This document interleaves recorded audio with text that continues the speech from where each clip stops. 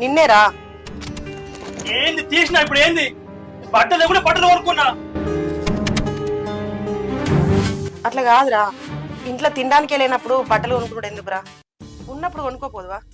ఉన్నప్పుడు అంటే ఇంకెప్పుడు ఉంటామో మరి ఇంత ఎప్పుడు ఒక్క రూపాయి ఉండదు. అరే ఒక్కొక్కరు చూడుకో కొత్త కొత్త బట్టలు వేసుకొని తిరుగుతారు.